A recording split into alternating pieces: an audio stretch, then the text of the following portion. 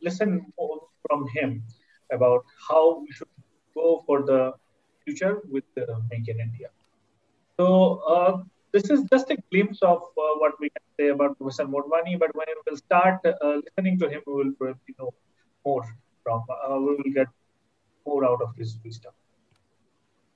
Now let me quickly share profile of Tomio Isogai-san. Tomio Isogai-san, many of us already know him very well. He is one of our advisors, and he was earlier working with Sharp India. He retired from Sharp India as managing director. After that, he has devoted all his time now in promoting various exchange activities between India and Japan, focusing more on cultural as well as academic activities. He has been reader as well as speaking at various flagship events. He is speaking with a lot of organizations. He was a consultant with National Skill Development Corporation also.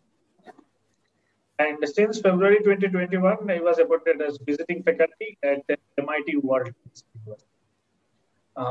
So with this very brief introduction, I will open the floor for Isogai-san and Motwani-san continue with the presentations.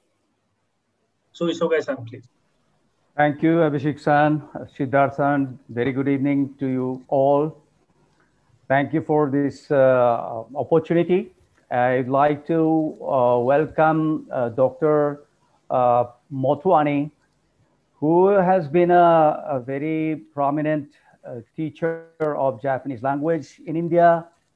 And I just recently met him, just virtually as well. I have never met him in person, but it was my luck to get to know him about his book, which is, as you know now, Becoming World-Class Lessons from Made in Japan. This is the book. And this book is a very, very extensive work and very deep insight.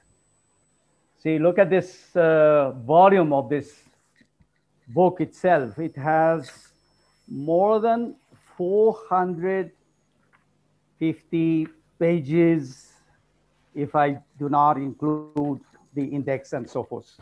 So it's a big, thick book. And I was really inspired, and I was made my eyes open, because as being a person in between India and Japan, working in a manufacturing plant here in India, I worked for Sharp Corporation, which is a manufacturing company which has more than 100 years of history. And as a part of the manufacturer, I have known some of the important key aspects of how Japan has made the Made in Japan product as #1 and spread over the world. I know some of those aspects, and I experienced some of the aspects, different aspects that I have learned here in India as managing director of a plant, manufacturing plant here in India.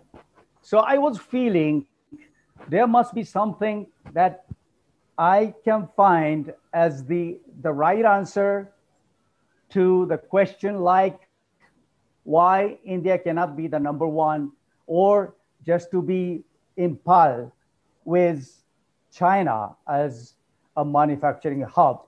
Well, it's getting, yes, it's getting to, and it's being progressing in a very tremendous way, but still the gap between China and India is huge, huge. But expectations are also huge. So I was just wondering what can be done to narrow the gaps, to come up with some strategies, some new systems to be set up in the Indian manufacturing sector, so that India can become the world hub for manufacturing, not just depending on China alone. So I think this is just a beginning of that kind of discussion. And I hope this session can be very beneficial to just start up this discussion going forward. So let me just start with my presentation here today, and then I will pass on to Dr. Motwani for his own presentation, and then we will be having a dialogue in between the two. Okay, so that you may understand fairly well about what he's thinking about, what I was feeling about, and what can be the blended solution out of it. So let me just focus on a very specific question here. Not a question, but secrets of Japan's recovery from the disaster in the World War II. As you might heard of, Japan has made a very, very quick recovery after the disastrous defeat in the World War II. And Made in Japan has become the world brand. So I know from my experience some of the secrets behind them. Okay, so let me just go through it quickly. Actually, there was another book. There was another book published by Harvard University professor in 1979. The book was titled very sensational. The book titled was Japan as Number One. But more importantly, the subtitle was here, just below it, Lessons for America. So this was a book that talking about how Japan has recovered from the ashes and made such a great recovery and made Japan products as number one in many industries. Okay, so it's a lesson for America how Japan has evolved into the emerging but has become very developed number two economy in the world. So this book was talking about that, but I'm not just talking about that. But let's see the fact itself. Japan has never been number one. Japan has become number two economy in terms of GDP in 1968, only next to USA. It was in 1968. This is very important for you to remember the year, because when was the year the World War II ended and Japan has got defeated? It was the year in 1945. It was in 1945, August 15th, Japan has surrendered to the Allies. So here is one coincidence in between you and me. India has got independent on the day 15th of August, while in Japan, we do not celebrate it, but we just remember those souls fought for the nation in the war. So it was the memorable day for both of us, 15th of August. That's one coincidence that we have. All right, so from 1945 to 1968, when Japan has made its number two economy in the world, it's only 23 years later. See, isn't that amazing? It was believed to be the miraculous recovery from the ashes. Yes, it was, the Hiroshima was in the ashes like this. And Hiroshima now has become a very modern cosmopolitan. See? So there are some secrets behind. And that book, that Japan as number one, the book was talking about some aspects and reasons how it has become possible. Yes, but I'm not going to talk about that. I'm going to talk to you about some of the secrets that I felt myself in my experiences as a second generation from the World War II. I'm the second generation. And I was feeling such secrets behind the Japan's recovery. Some of those are very famous, even you are aware of some of them. Number one, working very hard. Japanese people working very hard, 365 days, 24 hours a day, 7 days a week, And I was also working like that without any concern about how much I'm getting paid. I didn't care about how much I'm getting paid with the overtime pay. I just kept working hard and hard. Number two, obey all the set rules. Yes, it's a very basic virtue of life in Japan. Many people just obey the rule just for the sake of obeying the rules, right? This is something, again, unique to Japan, and that is one of the secrets behind it. Number three, which is very important, punctual to schedule. The punctuality in Japan, as you may know, very, very extreme, extreme. Even 1 minute late for anything to happen, to start, is in many cases not acceptable at all in Japan. Many people say, why are you late like that? Even 1 minute late can become a complaint. And in the industries, corporates, and even government offices, there are 2 meetings every day. This is very commonly practiced everywhere. Morning meeting, chore in Japanese. Evening meetings, yure in Japanese. Every day, every team will have this. They get together and share the information. Sharing the information about the company itself, or about the division itself, or their own project itself, they all get together, no matter what your position is. If you are the leader, if you are the manager, if you are the junior clerk, or if you are a very newly employed comer, doesn't matter. They all get together in a team, and in front of the manager in charge, they start to share all the information in the morning, first thing in the morning, and the last thing in the day. So in the morning, very first thing in the morning is this. So nobody can be late.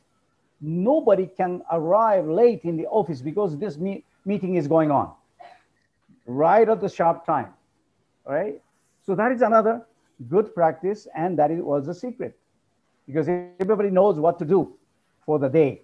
And at the end of the day, in the evening time, they get together again and review what was happening and preview of the tomorrow's activities. They do it. They share it all thing, right? Okay, number four is intensive planning and implementation on schedule. This is happening everywhere. Number five, horenso is a very typical Japanese style of management. And these are the Japanese words. The three words into one.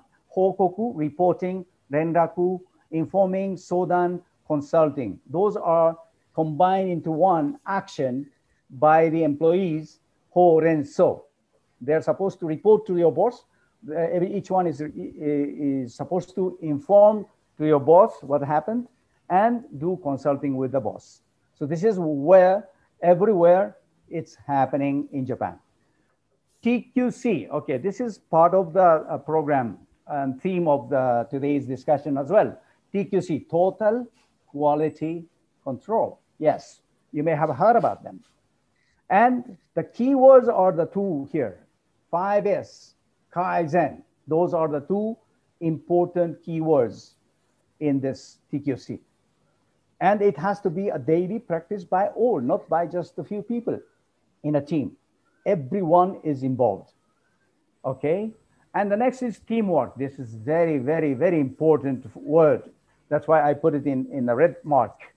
Rather than standing play by individual, I see more standing play by individuals here in India than a teamwork. But if you go to Japan, you will see more teamwork is happening than depending on individuals. And one more thing here important is consensus decision making by Ringi system. Ringi system is a Japanese word, but the point is consensus decision making. No big boss will make a decision right away without consenting with the other people. So it's not a one man-made decision. It's a group decision. It's a collective decision. That is a very typical thing happening in Japanese management, wherever.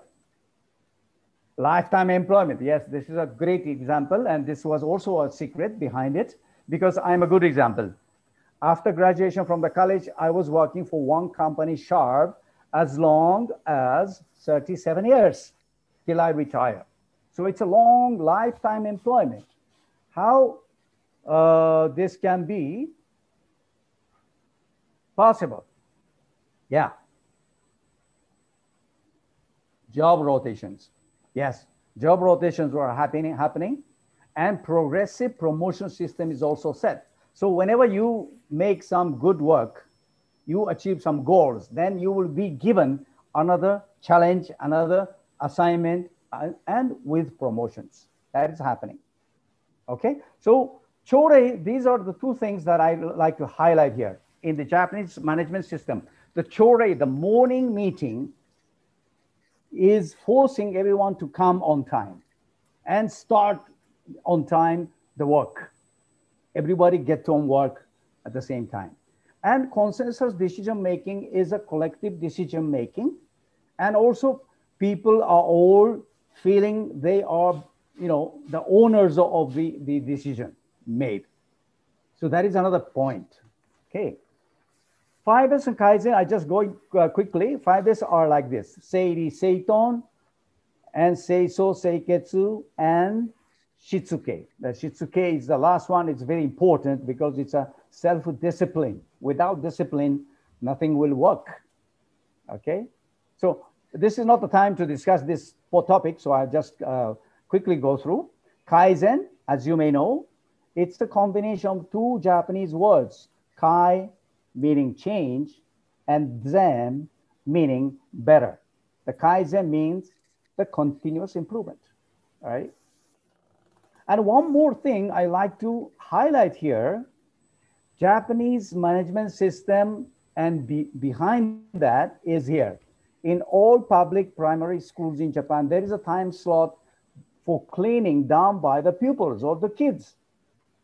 So the 5S is cleaning. Basically, 5S is for cleaning, because without cleaning the stuff and everything, the workplace and the machines and all, nobody can make the quality product.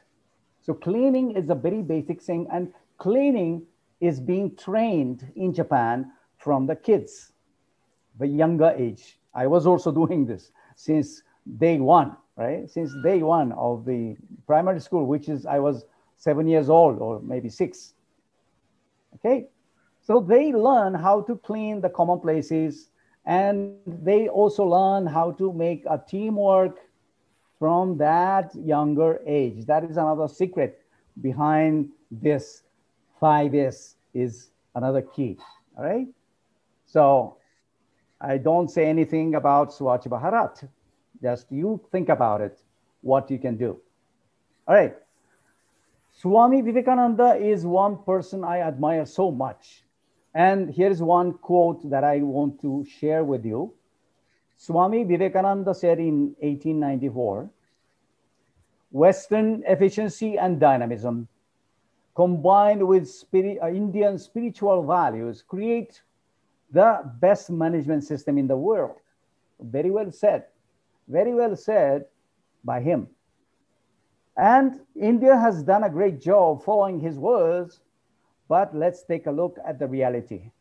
Human Capital Index ranking by the World Bank in 2020. The India was ranked, but before that, Japan was ranked number 3.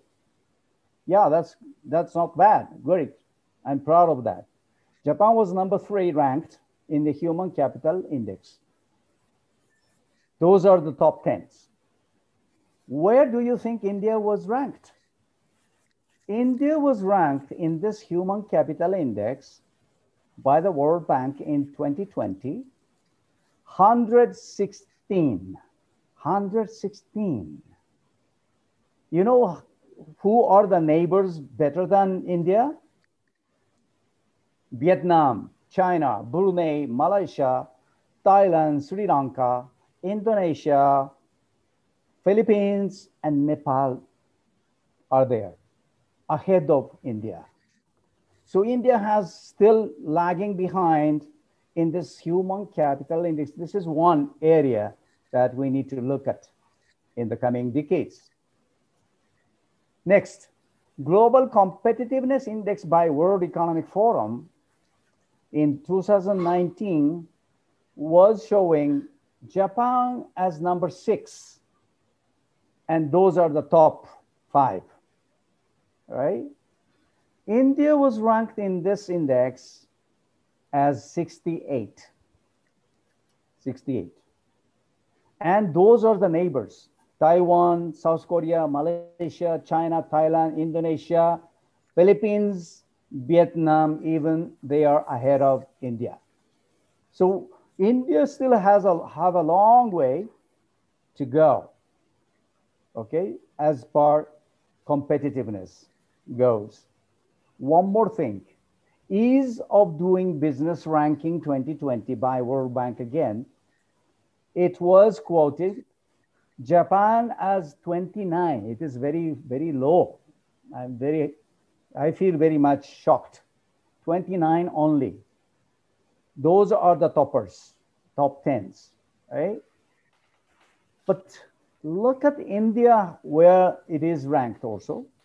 In this ease of doing business, it was 63. It was 63. And all the neighbors here, Malaysia, Taiwan, Thailand, China, Brunei, Vietnam, Indonesia, Bhutan, Nepal, and Philippines. Okay, those Nepal, Philippines are lower, of course, but look at this where India is located. Okay, so it's again, it's a long way to go. So my conclusion here is India and Japan should work together. We need to work together to come up with the best practices. Okay, why? Because of this.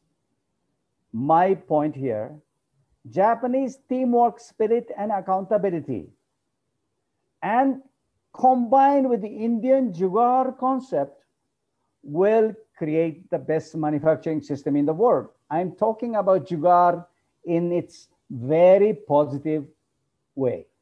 I'm talking about Indian positive side of Jugaad, okay? Like a flexibility, adaptability, and so forth. And Japan's teamwork spirit and accountability can work together hand in hand and make India-Japan collaboration becomes in par with China to compete and make India a manufacturing hub in the world. This is what I believe in, okay? So the book launched by Dr. Motwani, it was a launching time. It was online. Japanese ambassador, he also kindly participated in this event.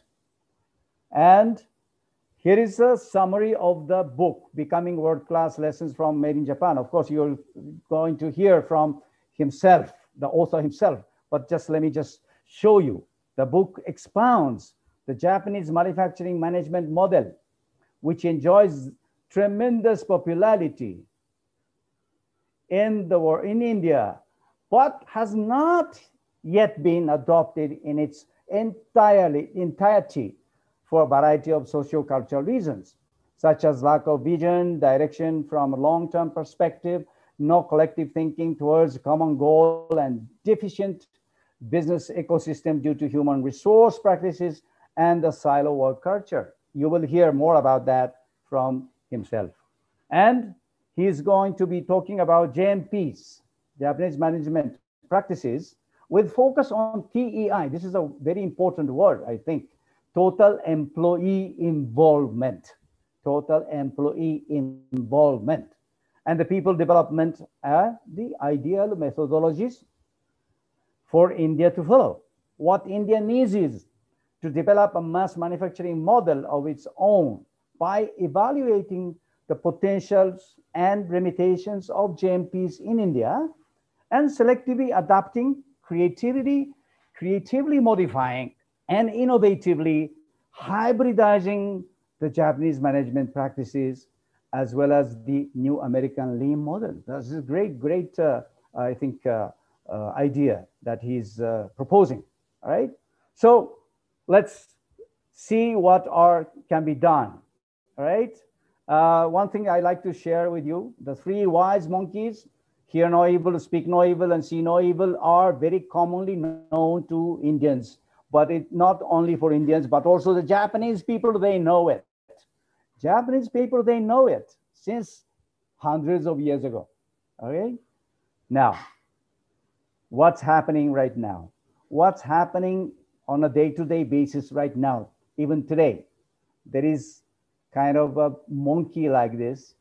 See no evil, hear no evil, speak no evil, but follow and share all the evils every day. So let's forget about those wise monkeys and let's be this. Ano badra kratavyant visbhata. Rigveda is telling us the wisdom of the ancient, Indians. Speak out, listen up, and see it all. Look at those three monkeys, what they do. It's completely opposite. Now we have to open up a new page to start becoming the three smart monkeys. Okay? So let's start this discussion right away. And I'll be interacting somewhat with Motwani Sensei. I call him Motwani Sensei as a doctor or a professor. All right, and hear from him just an introduction. Okay, I hope this can become a series of sessions, deep insight into the specific issues. So let's have an introduction from himself. Yes, Motwani Sensei, please. Yeah, thank you, Mr. Isogai. Well, good afternoon to everybody. I take this opportunity to thank the organizers for giving me this opportunity to talk to you today. I think I'll first give a brief introduction about myself. Introduction leading up to why I wrote this book, but particularly this book. You see, actually, my doctoral thesis was about modernization of Japan. So I worked on modernization of Japan in the last 100 years or so. And of course, I worked on Japanese management and post-war also. Please excuse me because I was down with COVID. So I feel little breathless in between. So you'll have to put up with that. So Japanese management was also part of it. I belong to the first batch of Japanese scholars who studied about Japan in Japanese. In the 70s when I started Japanese studies, I had done my graduation with the co-honors, and I wanted to study about Japanese economy because at that time, as Mr. Isogai mentioned, it was about to be, or it was touted to be number one. So how an Asian country could really reach those heights. So that was my interest in Japan. So I went to JNU and they said that we are starting Japanese language courses. And if you want to specialize on Japan, you must use the primary sources and learn the language. So that's how I did my graduation all over again. And I studied about the language first, and then did my master's, MPhil, and PhD, specializing on modernization of Japan. Now, in the 1990s, Japanese management practices came into India when India opened its economy. Now, I knew all these professors who would come to India for the audits for Deming or TPM, especially in Deming examination, if people are familiar, they, only the university professors are, they come as auditors. So they knew me from before, and they said, why don't you, help us in interpretation? So from day one, all the Deming audits, say about 50 companies have got the Deming Award in India. And there is diagnosis also. So about 100 audits have happened. I would say out of them, 80 to 90% of the audits I have attended. And the same goes for TPM. I'll be giving some details later. And most of the, nearly 50 to 60% of the audits have been present. So this gave me, opportunity to see how the Indian companies are, adapting those practices. And then, I used to visit Japan almost every year. And through the same professors or Japanese friends, I used to visit Japanese companies which had, got the Deming Award or TPM, or they have gone for higher level awards. So this, based on this experience, that means theoretically, but typically, professors do not have hands-on experience. So this gave me practical exposure to the Japanese management. And in India, I always felt there's a big gap between what Japan does and what Indian companies are practicing. So I've always wanted to write a book. And this particular book is based on that experience of mine of 25 years of seeing the Indian industry, how they have adapted those practices and where the gaps are. So that is background to this book. Now, well, today's topic is Make in India and the challenges. So I'll not be talking about these Japanese management practices per se today. Maybe if the need is felt, I can take up a separate session on that. But today I'm going to give my candid opinion and my analysis of the manufacturing in India and what are the gaps that I felt. So before I start, I would like to ask a question to all the participants today. Where do you rate Indian manufacturing on a 10-point scale? So you can put in your answer before I start. Okay, so please, I would like to share my screen. Put your answer on a chat box.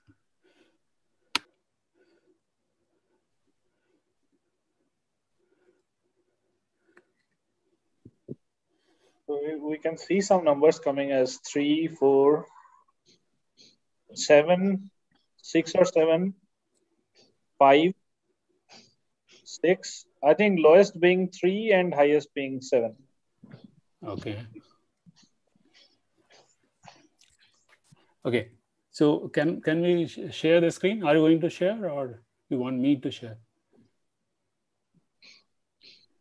So Siddharthan, are you sharing? Everybody can see the screen. I'll start sharing. Okay. Yes. Now we can see the screen. Yes. Okay. Go ahead, sir. No, you're this. I'm not able to see. Or do I follow my screen? Yes, you follow your. It is there visible. Yeah. Okay. Okay. So as I said, that today I'm going to talk in principle about the Make in India and the current status and major challenges. So the current status of say Make in India. Excuse me. On page 2. Siddharthan, will it be possible to put it on full scale? Thank you. Full screen. So yeah, you are on page 2, right? Yeah. Yeah. So you see, first is that share of manufacturing in GDP. you all know that India opened its economy in 1991, and that time also the share of manufacturing in GDP was 15%. So in last almost 30 years, Indian manufacturing has the share of manufacturing in GDP has not moved. It is still 15% or so, whereas the target of Make in India by 2025 is 25%. And of course, if we think of COVID, I think all these targets are not going to be achieved. So in a way, we can say that Make in India has made no perceptible impact on the manufacturing sector so far. Next is, say, employment in manufacturing. Now, if we include the COVID period also, I mean, right up to 2021 March, or recently, there are a lot of stories that it has dropped by 50%, almost 50%. That from 51 million in 2016-17, it has dropped to 27.3 million. So here also the Make in India target is 100 million additional jobs in manufacturing by 2022. So we are nowhere near the target. And on the contrary, between 2014 and 18, there were loss of 1.1 million jobs in, especially in MSMEs, the small and medium enterprises, due to cheaper imports from China or other countries. So we find that in the recent past, agriculture, the population or the workers engaged in agriculture has increased in the last 5 years. And the gig economy, you are all aware. These are the people who are into the service industry in all big cities, who actually became a problem last year when we had the lockdown. Now, third important point is the merchandise imports. Now, India is the ninth largest importer and imports about 30% of all manufactured goods. And the interesting part is that the biggest importers are not consumers. They are the factories. They import raw materials, intermediate and capital goods mainly from China and from other neighboring countries. And India has this CAD, current account deficit problem, which in 2019, I'm not including this year's figures because of COVID, $176.4 billion, which is a huge amount. I think it's the third largest after US and UK in the world. So, and the fourth important point is the FDI and domestic investment in manufacturing. Now, this has been insignificant. FDI, of course, there is a good amount of FDI coming into India, but only 20% goes into manufacturing. The rest is going into other sectors, services and other. So, and the main reason is the policy flip-flop. Like because Indian government wanted to keep the Chinese goods out, so they increased the import tariff recently. And in spite of, say, improvement in ease of doing business, the rank was shared by Mr. Isogai-san, low corporate tax rate, which is 17.3% for new manufacturing companies. There are hardly any companies coming into India from China. So with respect to these 4 points, I've taken only 10 points, although there are many more because of the limitation of the time. Now, about the imports, I wanted to share India-Japan trade statistics. You can see orange color is Japan to India. And so I would like you to see from 2011 onwards, especially. 2011, India-Japan signed the CEPA, Comprehensive Economic Partnership Agreement. You'll find that in the last few years, the imports from Japan are increasing and exports are going down. This is also true of the FDI from Japan to India. It is going down in the last few years. So coming to the fifth point, the most important thing was this RCEP. Talks for this went on for many number of years, and ultimately India decided not to join because of the lack of competitiveness of Indian goods. So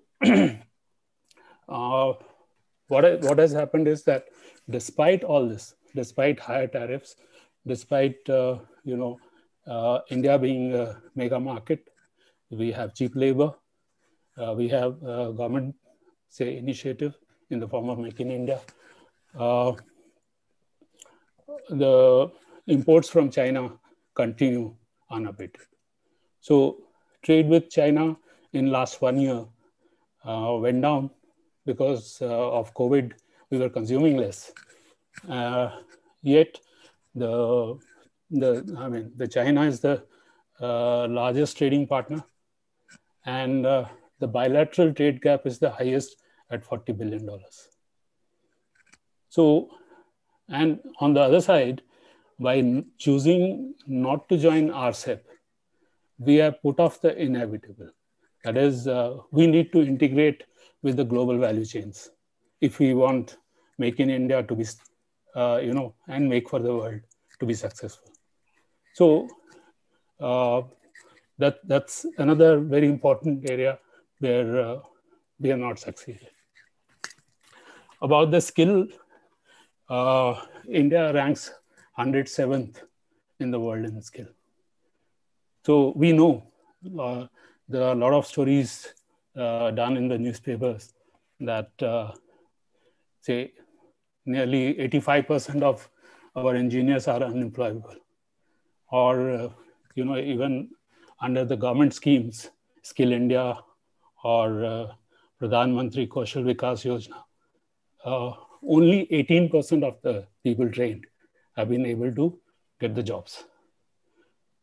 So we have actually not been able to use the demographic dividend, which was available to us in 1980s and in the decade of 2010s. And the original target of Make in India is to skill 400 million youth, where we are nowhere close to the target. Then important thing is we do not have a long-term perspective in strategic areas. We import almost 100% of LCD panels, semiconductors, integrated chips, microchips, telecom hardware, and something like the mobile phone components or mobile phones. We are not able to produce in it because we did not have any long-term strategy to really have the installed capacity within the country. So you know that the logistic cost in India is almost double than the global average. We are at 14% or so, and the world is around 7 to 8%. Then, some of the chosen projects of Make in India. One was this defense-related, equipment.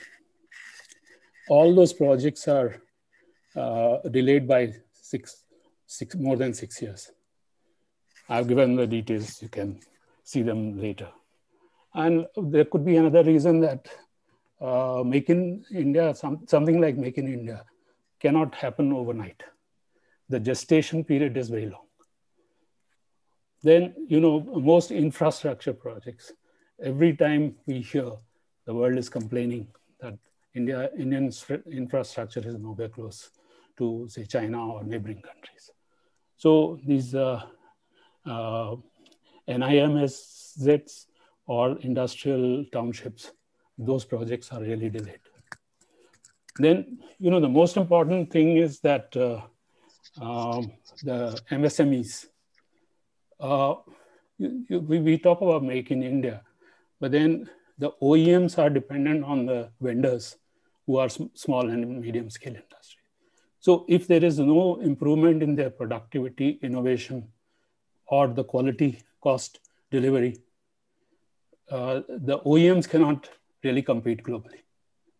So a lot of hand-holding of vendors or SMEs is required, which is not happening, which I have seen with my own eyes in the last 25 years. And the ultimate result is that, except for few industries like automobiles, or we often talk about the pharma sector, but then there also 70% of APIs come from China, or say machine tools, or few more industries where we have reached reasonably good level. But then in most of the industries, local supply chains are highly inefficient in terms of quality, cost, delivery, and logistic cost. And if you have poor logistics, the companies have to maintain high inventories, long lead time. So they are not able to really compete globally. So these were the 10 major,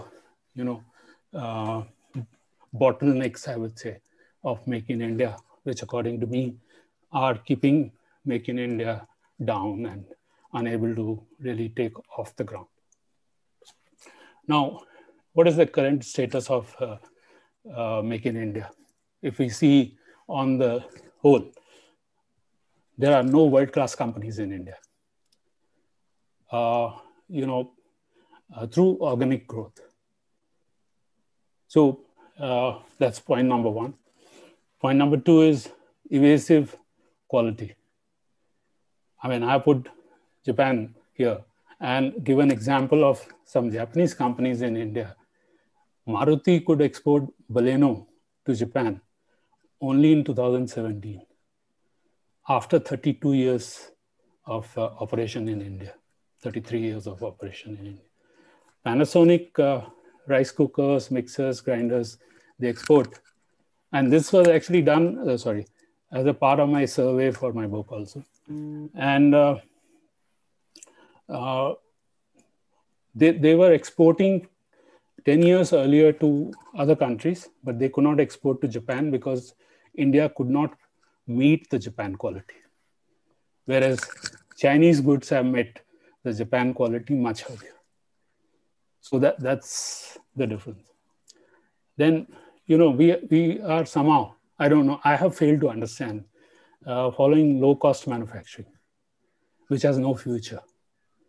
You see, there is a Harvard study which says that in next 3 to 4 years, maybe delayed by a couple of years because of COVID, that 60% of shop floor jobs will be automated in the next few years.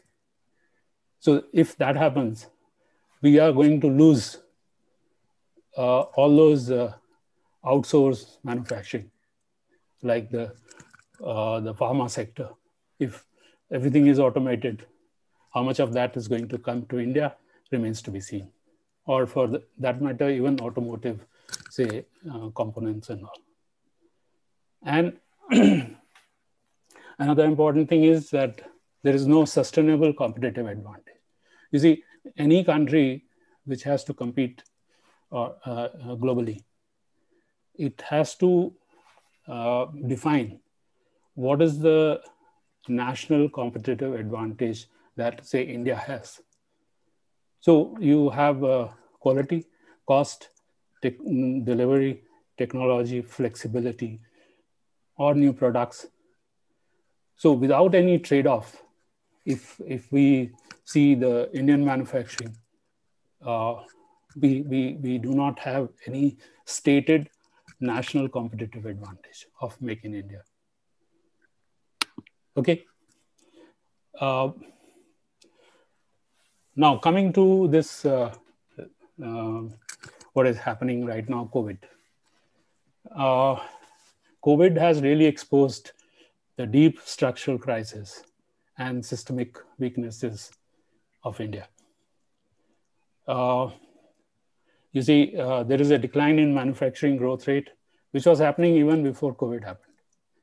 So since 2018, it is happening, but has been worsened because of COVID. And that, of course, is happening in many other countries. But then what I'm trying to say is that 8 consecutive quarters, there has been degrowth. Then the job losses in manufacturing. It is all because of the contract workers. So you know that the outflow of people or outflux of people last year when the first lockdown happened, all of us know really very well. Why it happened? Because even in the best industry that we think that we have achieved is the automotive and auto component sector, where we have contract workers even going up to 70%. So they lost their jobs.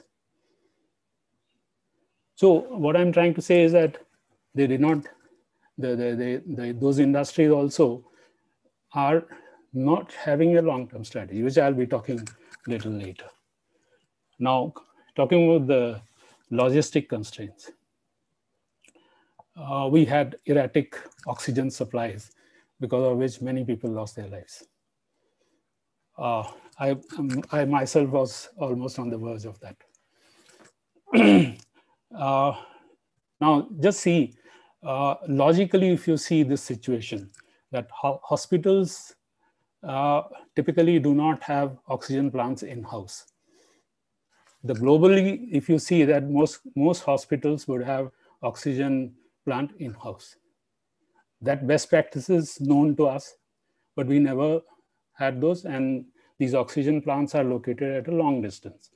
And hospitals, what they do is they maintain the inventory of cylinders.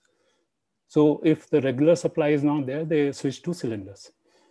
And even with regard to cylinders, what they do is, if there is short supply, they borrow from, they have tied up with clinics and small hospitals nearby and exchange.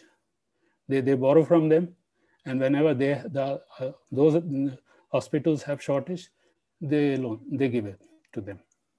So not finding permanent solution to something is so clear here, but never bothered. Nobody bothered.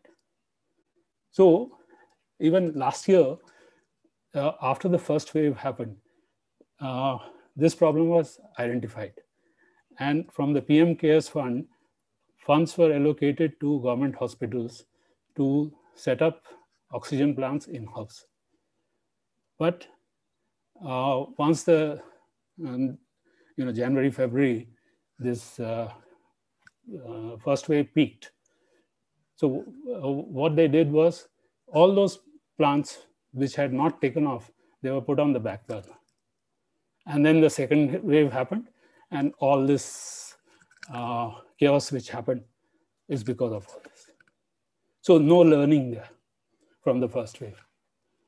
Then this, I don't need to talk about this, that lack of monitoring, coordination, communication, cooperation was there.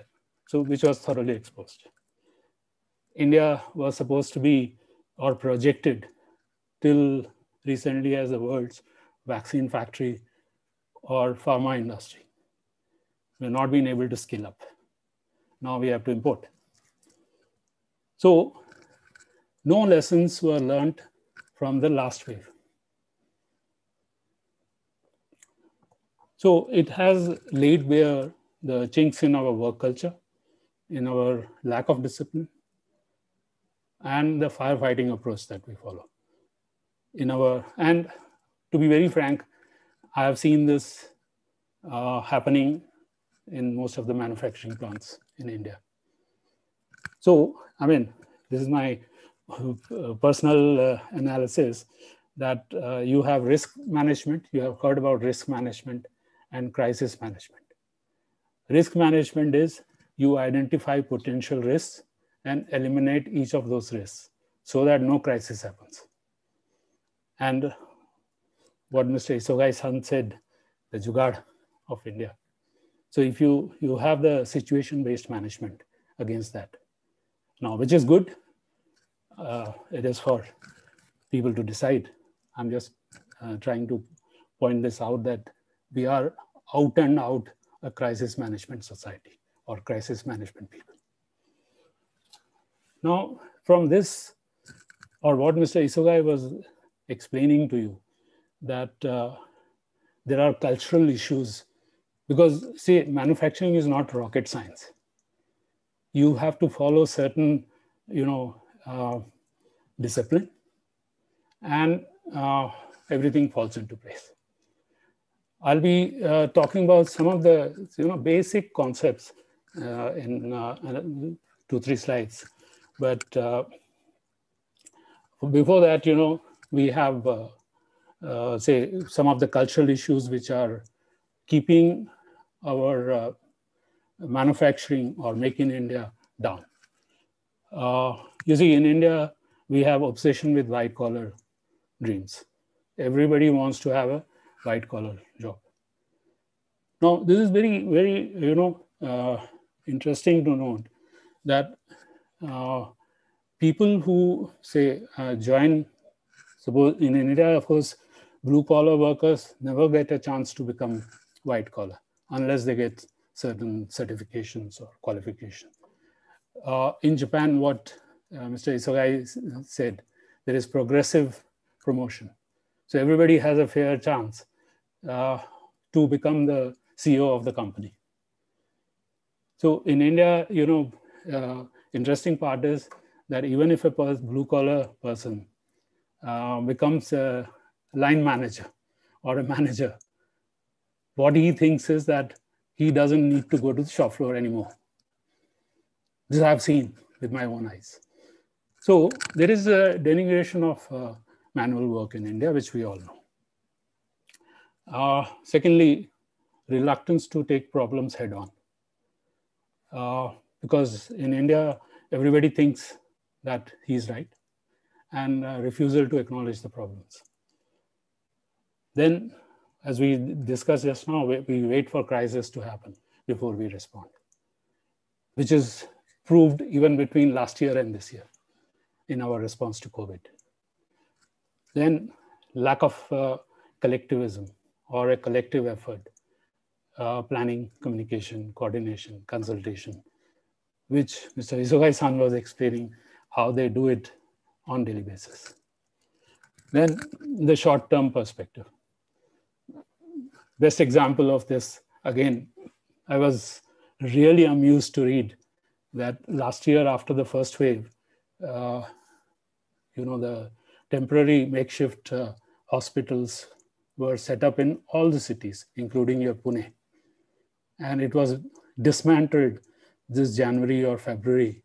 And in March, they had to again set up those hospitals because the second wave happened also suddenly. Then that was at the national level, say organizational culture. You have, we have more of a box ticking approach that is only compliance. We do not have bottom-up approach. We do not have participative management. And we always prefer ready-made solutions. You see, very interesting to note, way back in 1950s, which again in my book I have really explained in details, when Japan needed to import the machinery from overseas, industrial machinery, government told them, first machinery you can import, but the second machinery has to be made in Japan. No more imports allowed. And just see the Japanese industrial machinery, say, in last 40 years. It is one of the best in the world.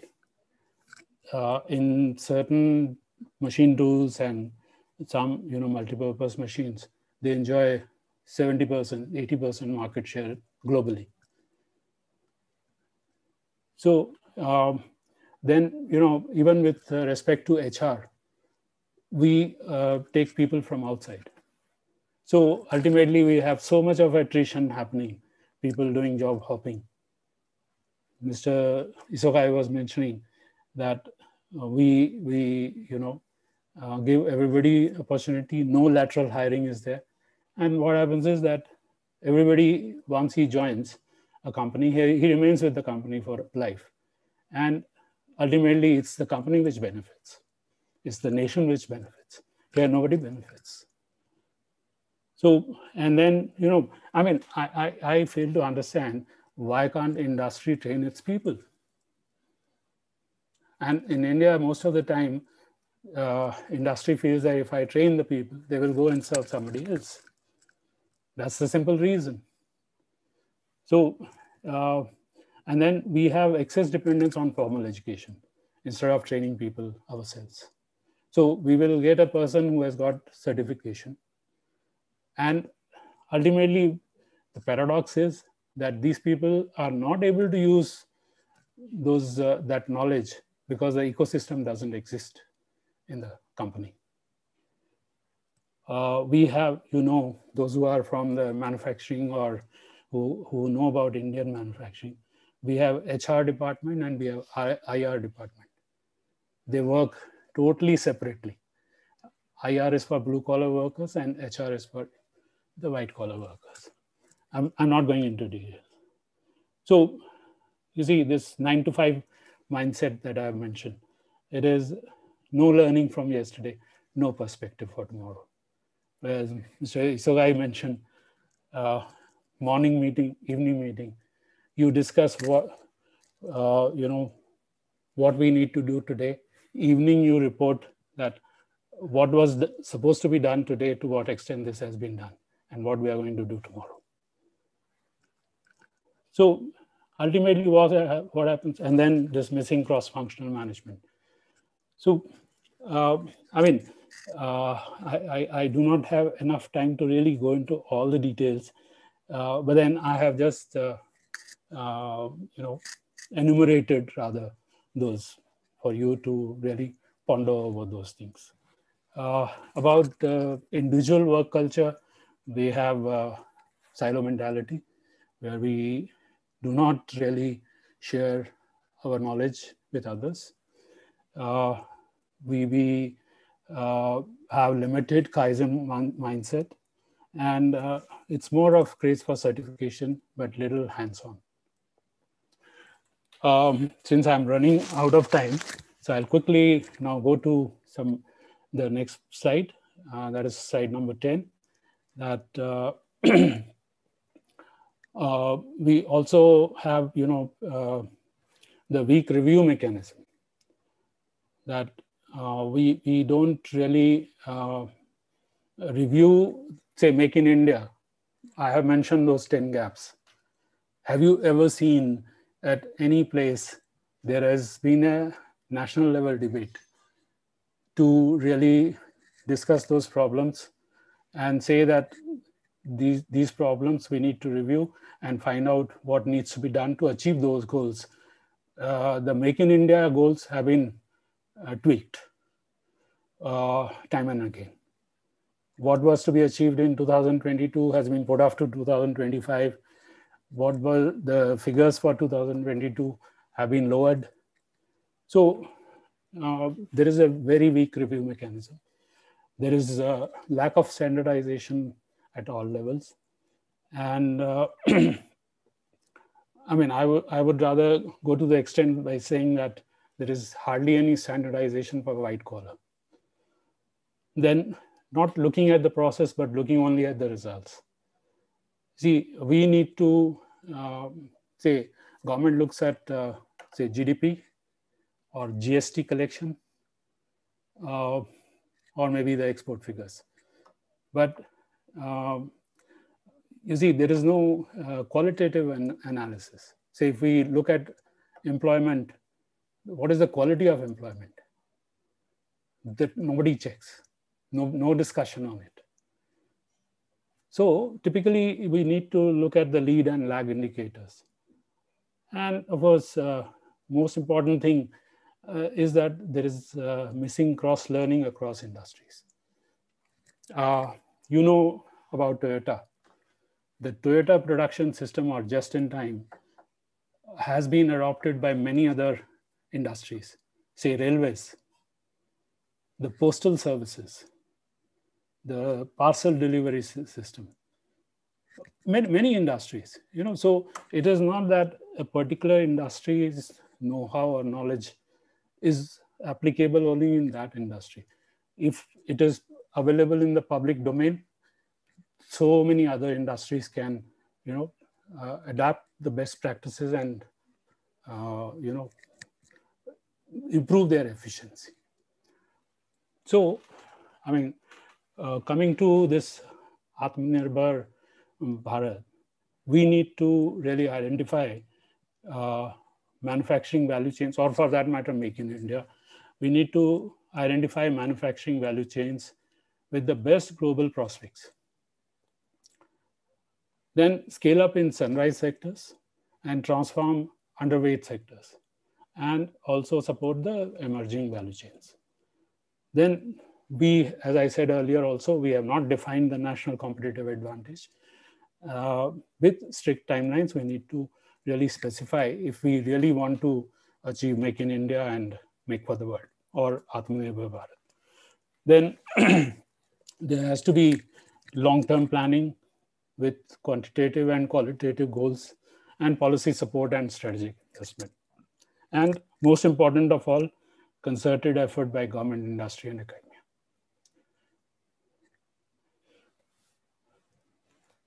There has to be very strong policy support for SMEs for productivity, innovation, quality, cost delivery. Then develop indigenous technology and solutions, because buying technology is not a solution. Anybody can buy. So your competitor can buy. So we need to develop our indigenous technology and solutions. And we need to really tweak the HRM practices. This HR versus IR must go. There should be more career growth opportunity, what Mr. Isogai said, Isogai-san said, total employee involvement, which is not there at all in India. And then, the strong industrial training. Let me tell you, in Japan, say there is an organization, JUSE, Japan Union for Scientists and Engineers. It's one of those organizations which has been running a course since 1950, and it is popular even today, on QC, basics of QC. So what they do is this course is 1 week of training at JUSE and 3 weeks of application of what you learned when you go back to your company. And then coming back again next month, first week, and discuss with your instructor that whatever you learned, how it worked and where it failed. And those case studies are shared between everybody, and everybody learns from it. And that is why it is popular for 71 years. And still the attendance is, people have to really book their seat much in advance to be able to attend this course. So in short, India needs a national level debate for resurrecting manufacturing. And Made in Japan, I feel, is a very good reference for India, because we are at a level which, say, Japan was around 1960s, from where it really took off. Now, just briefly, I would like to, I hope we have enough time. Can I have another 5 minutes? Yes, please go ahead.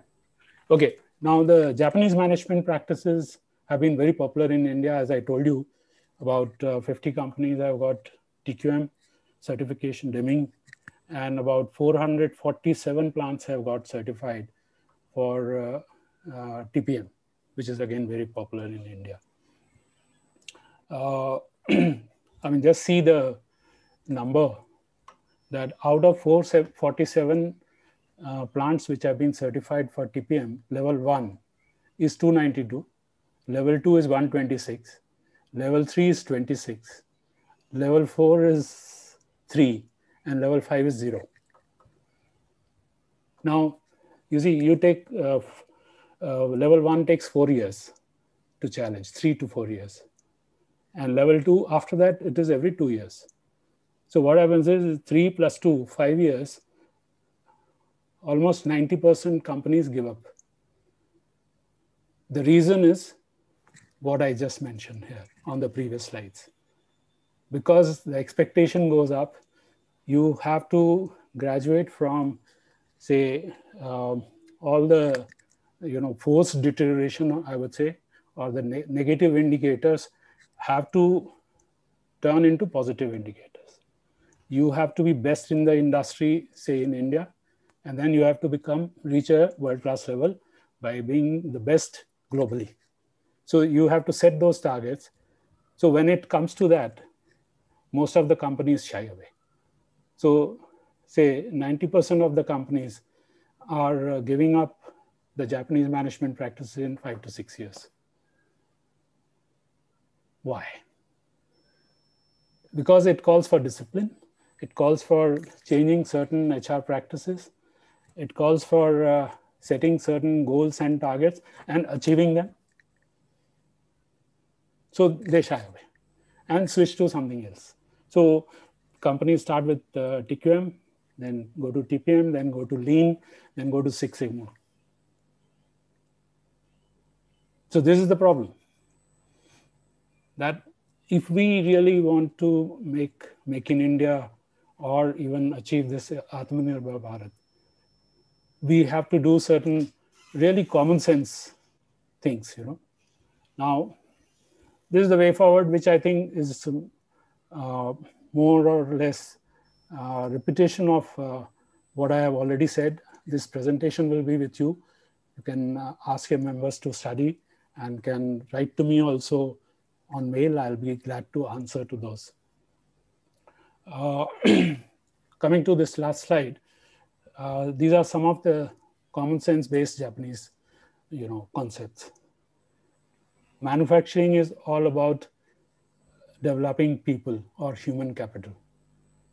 In Japanese, they say monozukuri wa hitozukuri. So where is it in India? Do we train people? Do we build our human capital? We are not. Then you have to have long-term perspective, short-term actions. So this is what I was saying, a goal. So if suppose in 2014, we had this Make in India in place, we defined certain goals and targets, then doing some introspection, review, and doing short-term actions to get to the long-term goals. Because it has not happened, so ultimately we find that we are nowhere near the goal. So that 15% has remained 15%. Then part 2, total optimization. What it means is that you start with a 0, say, breakdown machine. What you do is next stage, you make it 0 breakdown line. Then you make it 0 breakdown shop. And then say 0 breakdown factory. So that is part 2, total optimization. So these kind of staggered goals are an integral part of Japanese way of thinking or Japanese manufacturing.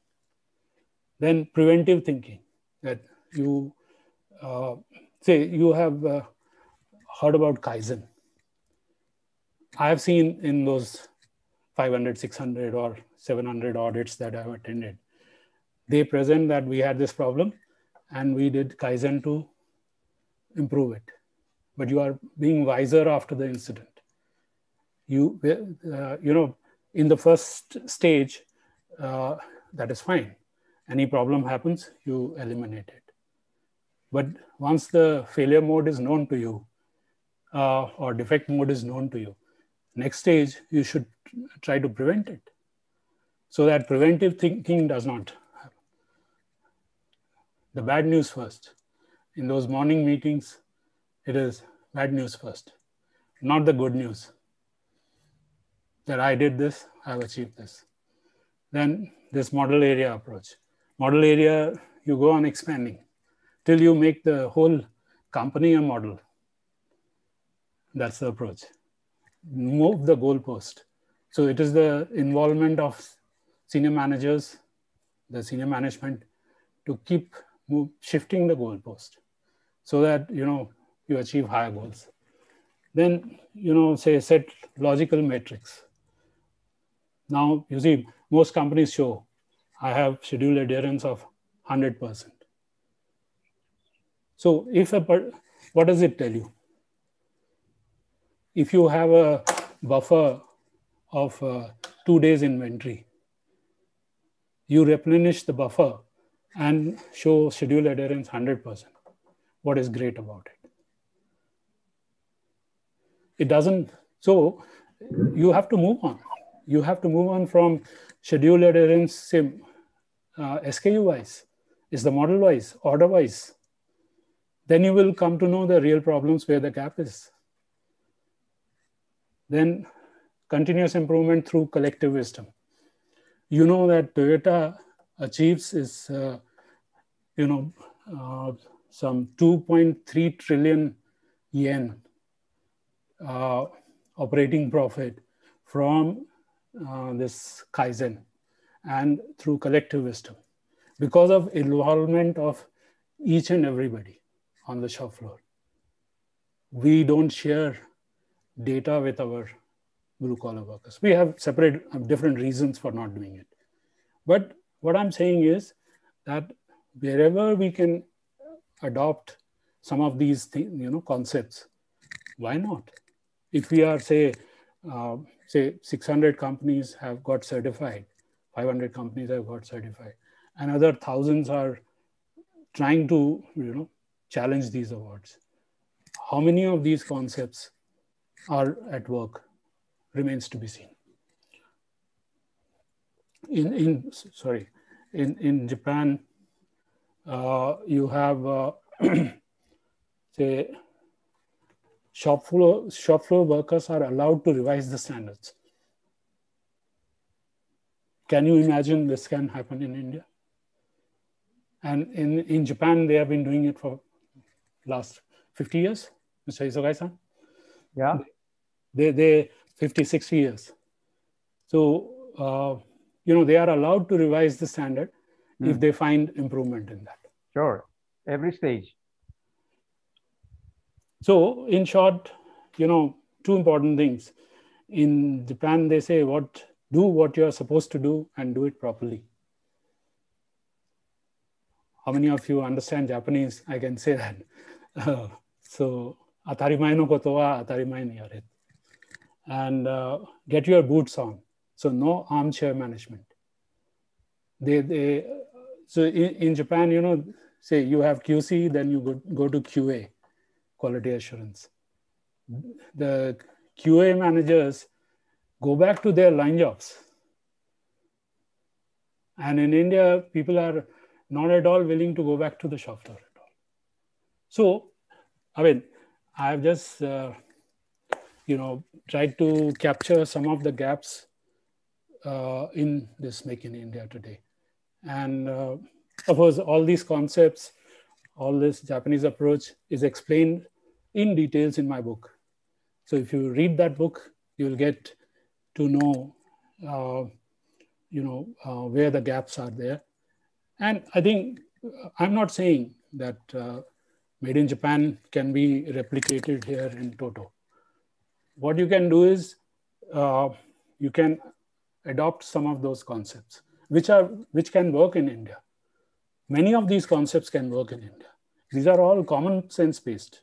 These are not Japanese concepts. So those things, if they are adopted and then everybody, gets together, there is a total employee involvement, I think Make in India can also happen. But right now, somebody gave a score of 7. So I would like to ask that person if he wants to revise it after listening to my talk, or he feels that you can, communicate with me separately also. So that's it from my side. Of course, I could not really, as I said in the beginning also, that really go into the Japanese management practices in details, but maybe on a separate occasion I can do that. So thank you for your patient hearing. Motwani Sensei, thank you so much for your presentation. I think it was very, very clear what needs to be done in India. And for so many of those audiences today participating here, I think they have seen their own mirrors. They have seen their own mirrors. Somebody has told in the chat box. But for some of them, if they think, some of them, or some of you, the participants here, hearing Motwani Sensei's points and not agree, and maybe feel some offensive or upset about some statements that he mentioned, he must be doing a great job. He must be doing a great job, and he must be doing a model case in manufacturing in India. Yes, I appraise that if you do so. But let's consider here some of the common points he raised are those are the points that we have to consider what next we can do and how to narrow those gaps, right? Those cultural gaps in between India and Japan. We are the same human beings, right? What Japanese people can do, why not Indian can do, right? That is my point also. But under the cultural background, historical background, some social, elements, we need to consider some of the specifics that should be done, not just duplicating the Japanese system, but as Motwani Sensei said, right, just moments ago, what to adopt from Japanese system or introduce the same way as they have been doing it successfully, and to create something new, more appropriate and suitable and workable for all those Indian workforce, middle management, and the upper management. But the point I think he has made very clear, that we really rethink if we are serious about making India successful, and if we want India can become the world economical power in decades maybe, now is the time.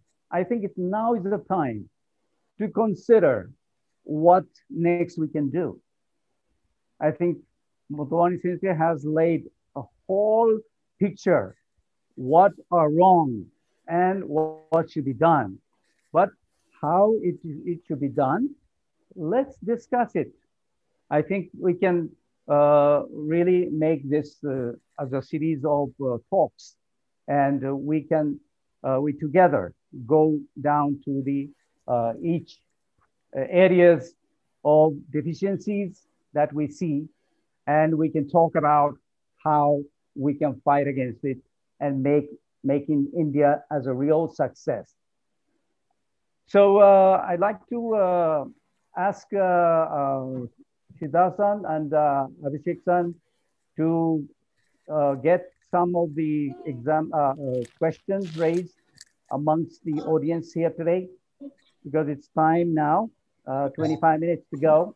I think we can pick up some of the questions raised, and we both can answer as much as we can. Yes. So first of all, thank you both Isogai-san and Motwani-san. It's really nice to know. It's a lot of interesting insights and statistics. And yes, we have a lot of people eagerly waiting to ask multiple. I can see Kishore raising hand. So Kishore, would you like to start? While I'll go to the chat. Yeah. Hello everyone. I just have a question, while I got a couple of insights from the presentation, but my question to the panelists is if you look from the global perspective or in India, because of the COVID pandemic, the entire economics, has changed. So at this point of time, from the India perspective, will it be right to analyze or think like, whether Make in India will be successful or not? Because if you look from the global perspective, investment across the world have reduced. And while, most of the priorities of the global economic is on how to neutralize the COVID pandemic and then progress on the economy. So where does the relevance of Make in India stands? If you could just throw us the insights on this. Thank you. Okay, may I answer this? Yes, one point is very, very correct that nobody is clear right now that what happens to Make in India. But then having said that, that Indian government has gone one step ahead, and we are talking about Atmanirbhar Bharat. Okay, so, but then the points that I have raised or whatever analysis I have given, those are the most basic things that any manufacturing nation must do to really make an impact in manufacturing, even among the peer countries. So I'm not saying that India to become a global manufacturing hub or global manufacturing superpower. I'm simply trying to say that some of the basic things that India as a manufacturing nation, even to serve our domestic economy, domestic market, we need to do these things. We need to analyze the gaps. See, setting the targets and then shooting and forgetting about it, as the typically in India, say the government does, then the industry simply tries to align to that instead of having a face-to-face discussion involving all the stakeholders and doing periodic review. So all the concepts or analysis that I have presented, they are more about the basics of manufacturing, nothing more.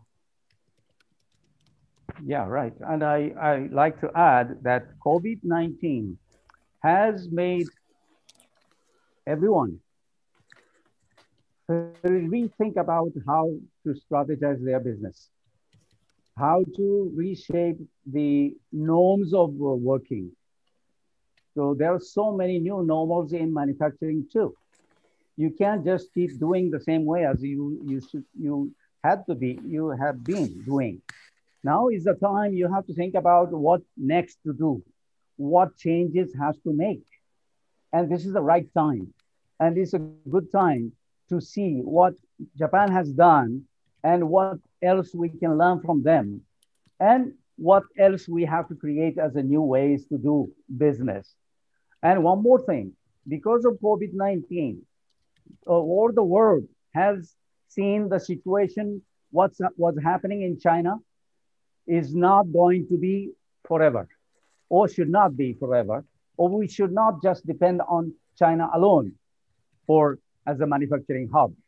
And many of the Japanese companies promoted by the Japanese government, they have started to relocate the manufacturing plant from China to elsewhere. That includes India. India can become the good candidate for that. But to become the real viable partner for Japan, India should do something, just like Motwani Sensei has said, right? So this is another opportunity. Because of the COVID, there is an opportunity for Indian manufacturers to invite all new investors like Japan to come along and to stay here and to collaborate in the coming decades, not 5 years or 10, coming decades to become another manufacturing hub for the world. Why not? Yes, this is my opinion. Thank you. Thank you. So I can see Mr. Ravi Singh and Mr. Nandagopal. So Mr. Ravi Singh, if you can ask a quick question. Yeah, hi. First of all, nice to join this. I'm connecting with Motwani sir after, I think, 20 years. I'm his student. So nice to hear, sir, Motwani sir. from you. And Isogai-san, thank you so much for your input also. So I have been working for last 20 years connecting with Japanese companies, and I got opportunity to connect with some 100 companies here working in India, understanding the challenges they have been facing in terms of working with Indian or expanding their business here. I want to touch upon two things here. One is, of course, when we are talking about Make in India, the major problem they have been facing, even after too much of kind of support assured by the Indian government, I would say rather, that, for Make in India, that they are not able to do anything. I mean, if they have plan, but they are not able to do because they feel that though we have a lot of plan to do something expansion in India, but because everything, we still are completely depend on China or other countries to import a component or material. We think India is not prepared enough to go for Make in India. So my question here is India as a country is expecting more from India to go for Make in India for an end product? Should India or Indian government need to focus on more on material, chemical, and component kind of things industry rather than end product? So that is my one question. And second, to what extent you both, I mean, you all have been seeing that expect those who come from Japan to India has a lot of responsibility in terms of how to, grow their business in India, because they have too much of, I would say, load on their shoulder, and the Japanese company need to be little more careful in terms of whom should be sent. The person with more intercultural experience, having experience of India, knowing about India, because they have to deal with a lot of things, and business growth of that company completely depends on the person who comes from Japan to India and stays for three years and then go. So there are two things I have. So any input from you both, Motwani sir and Isogai-san, whoever. Yeah, Ravi. About your first question, as I mentioned in my presentation also, to be able to really make the end product and export it, to the global market, I don't think we are ready in most of the products. I mean, that was evident from our saying no to RCEP also. Yes. Right. So, I mean, you said some of the petrochemical products or chemicals and all those, there we are doing well also. So I was talking to, about the manufacturing, about the, finished goods. In that, as I mentioned in my analysis also, that we need to really pull up our socks. Yeah.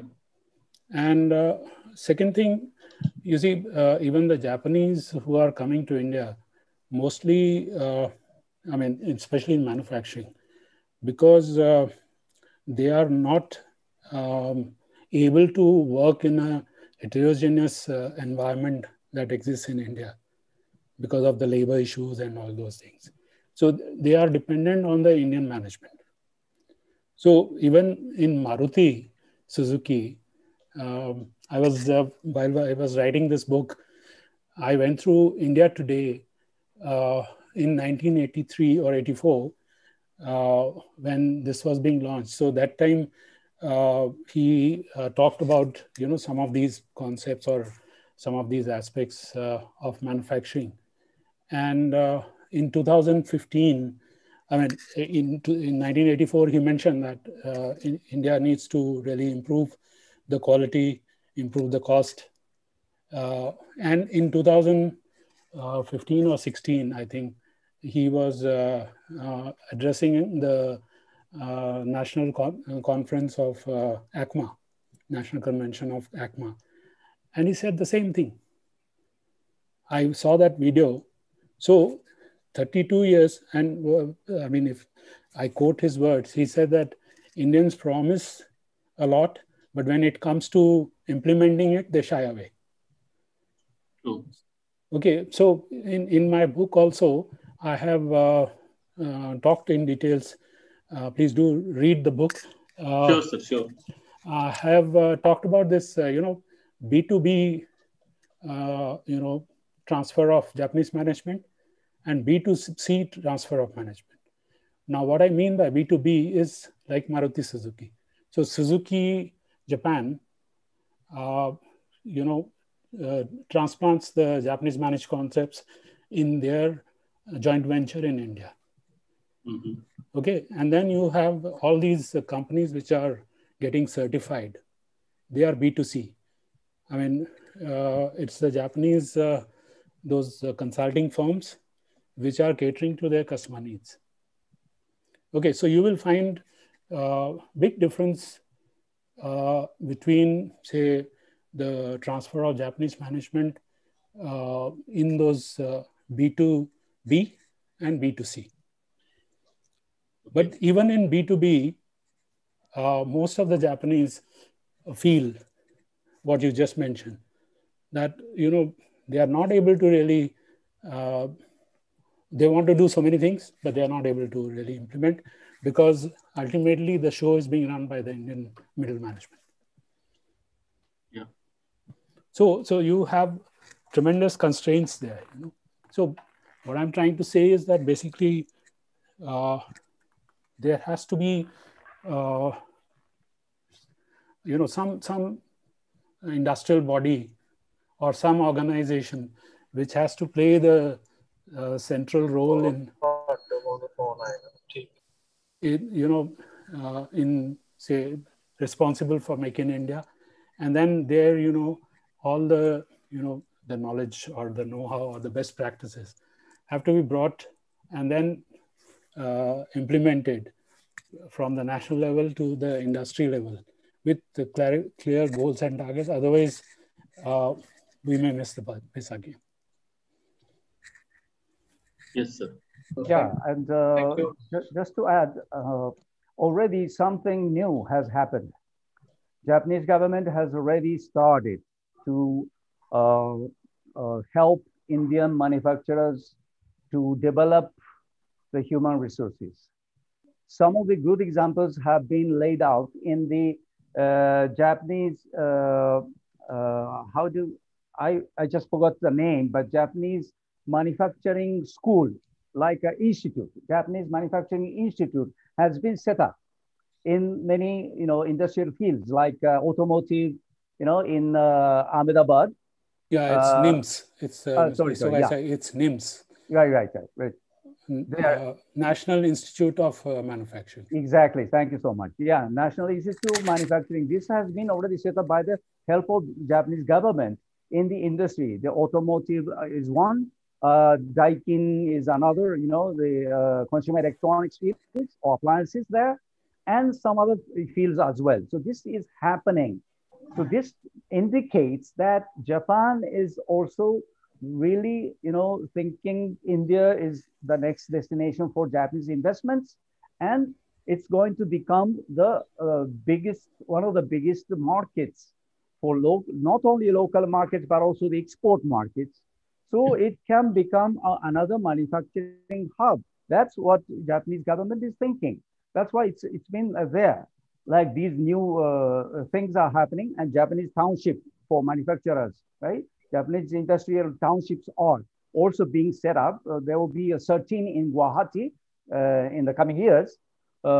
It's been already 12, existing in India as well, in many parts of the India. So those are the new changes happening. That means the wave is coming, and the COVID is now accelerating this wave. So it's a good chance for all the Indian industries, manufacturing industries, to consider Japan as their partnership and see what Japan has done in Japan as well, but not only in Japan, but also Japan has done what they have done in China, what they have done in ASEAN countries. They like to duplicate that, kind of model here in India.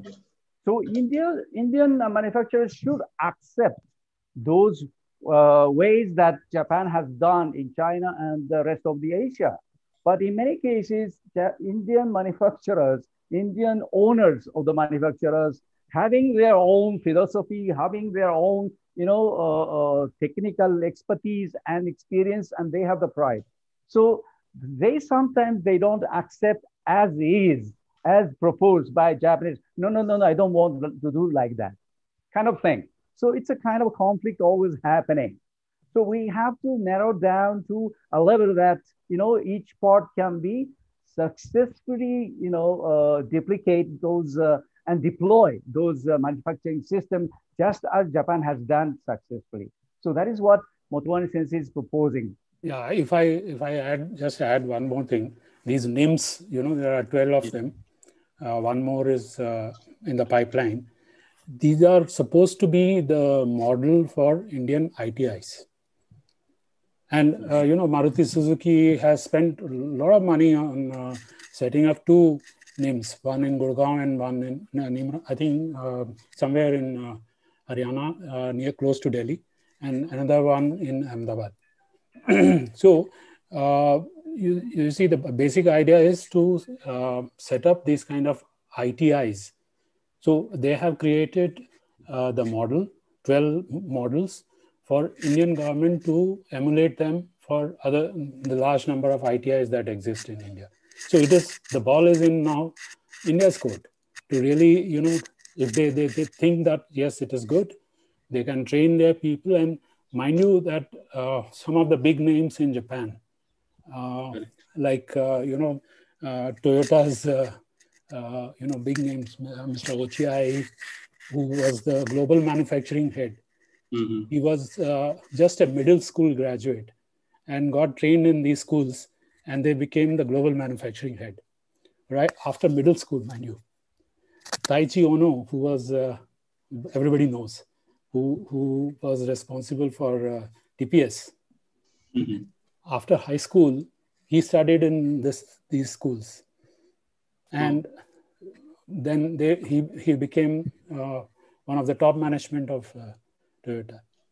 So you see, basically it's the best practices which are being made available to India to really pick and choose. I mean, they are not forcing it on us. They have created 12 models. So even in my book, I have a big section on role of Japanese companies in Indian manufacturing, or Japanese government in Indian manufacturing. Mm-hmm. So, I mean, they have done a very good job. Say, Indian management scenario has completely changed. But then, despite that, those gaps are there. So, actually, beyond a certain extent, it's the culture of that country which comes in the way, which I have highlighted. Okay, so, I mean, it's somebody, I was just seeing the chat box, somebody said that it is bashing India. No, it's not bashing India. It's just putting the, facts before you. It is for you to really, choose that, okay, here, yes, it makes sense. We can make amendments. We can correct the course. For purely from the labor of love point of view, I have put my analysis there. Yeah. I don't mean to criticize anyone. I don't mean to, really say that, say particular industry is bad, or you see, there are certain cultural reasons which are pulling back even the Japanese economy. They have not been able to change in last 30 years. Mm-hmm. But as far as manufacturing is concerned, they still, their identity is known for manufacturing.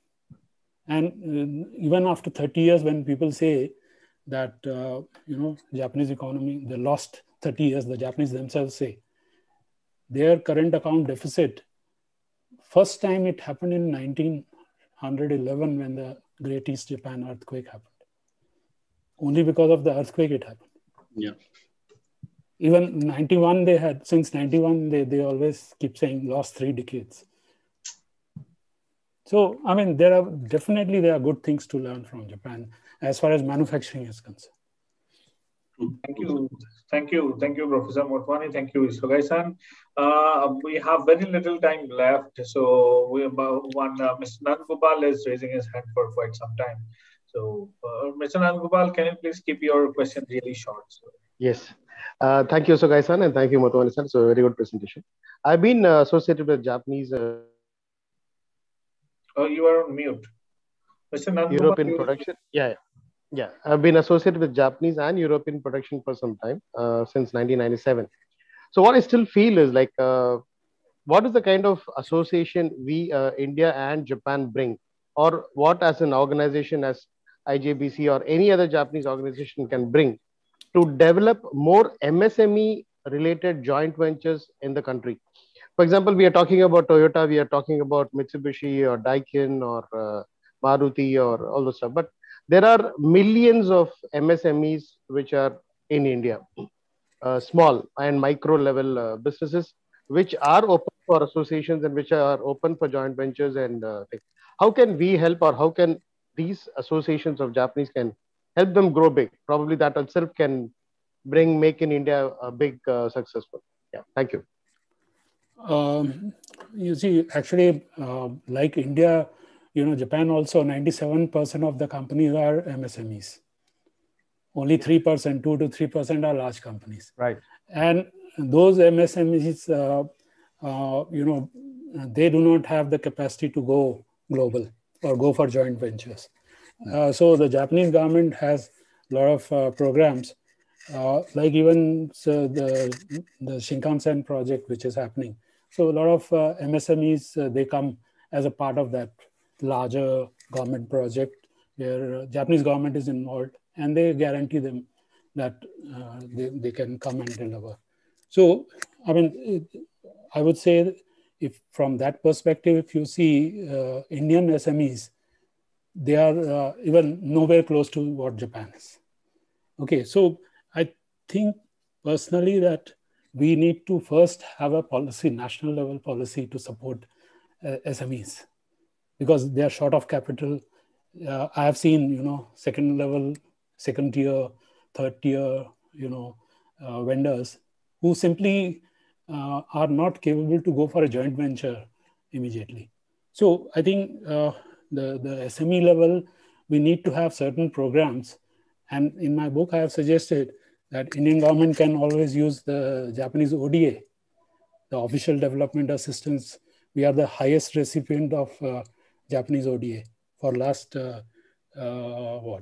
since 2004-5, we have been receiving. So almost 15, 16 years, we are the highest recipient. But in ODA, it is the recipient country decides which project to be funded through the ODA. Okay, so my suggestion is that for training them, there are any number of good trainers in Japan. So the Indian government, if it runs a policy, runs some program where, some of these basic concepts, they come and teach them. Right now, some of the large OEMs like Mahindra's or TVS or Bajaj, they are doing for their first year, or maybe in some cases, second year vendors. But then, those are exceptions. So there has to be a national level program where, these trainers can be brought under ODA but it is for the Indian government to really decide whether they want to use the ODA for such projects or not.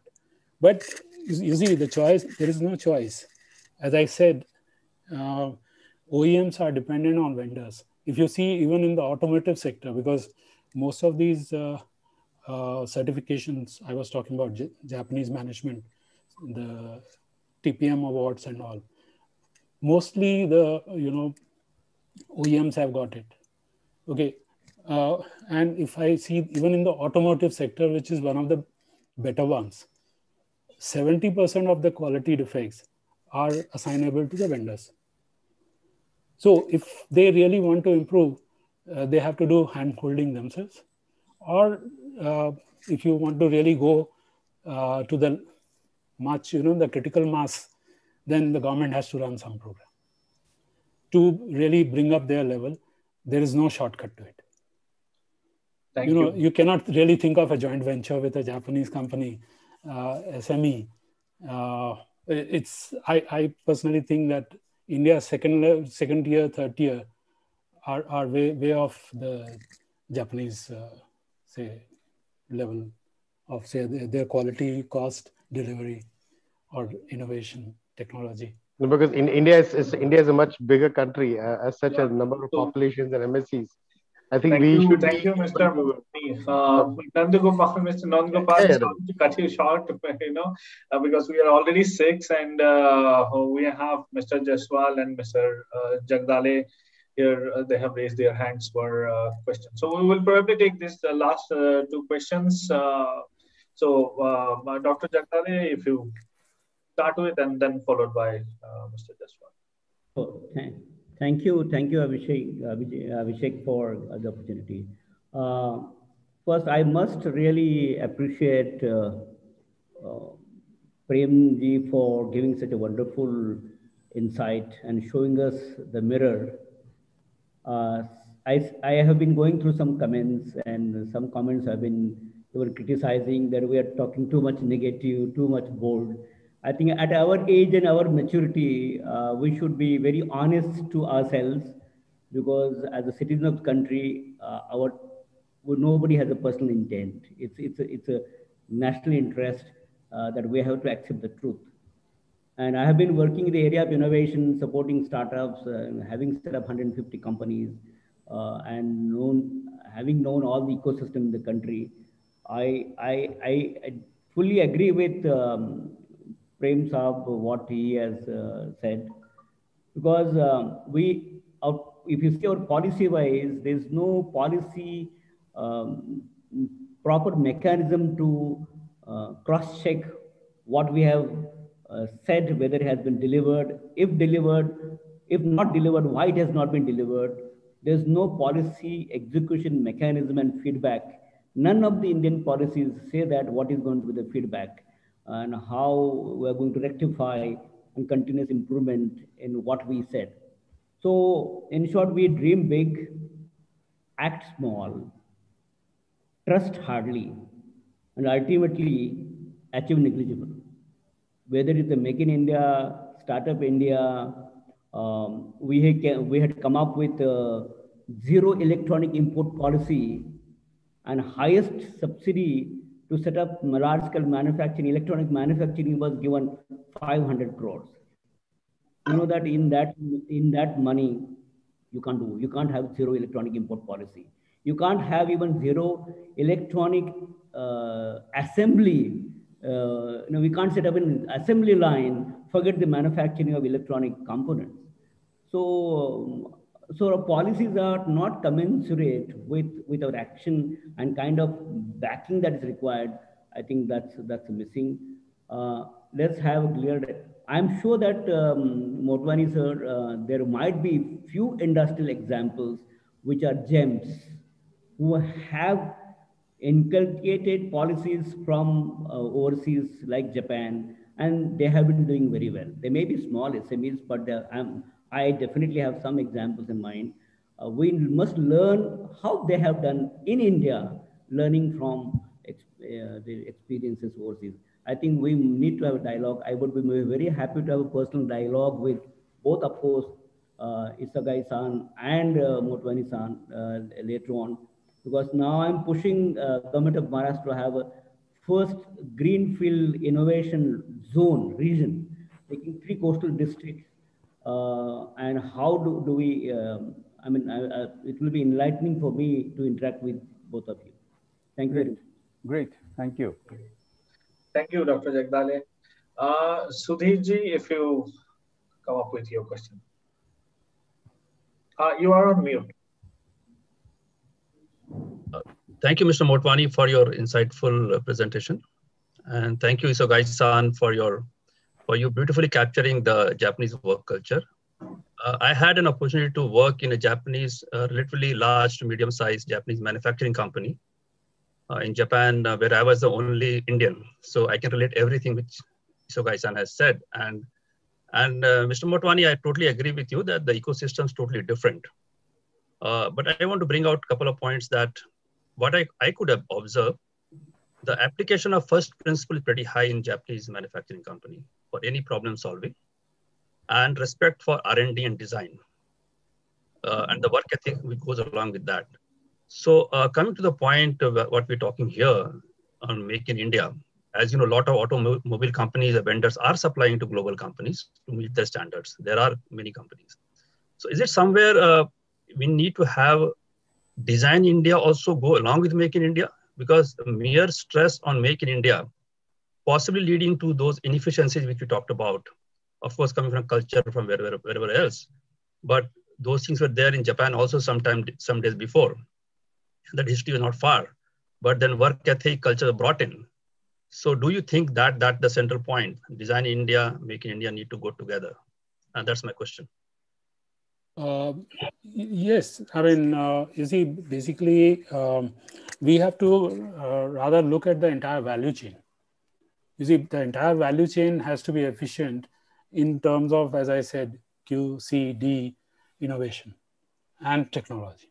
Okay, so obviously, when we say value chain, the design also becomes an integral part of it.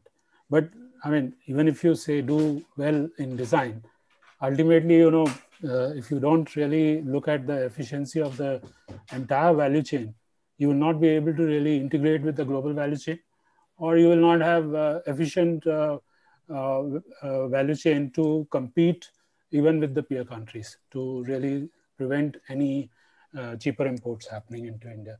So I think it's the entire value chain that needs to be looked at, and design is definitely a part of it.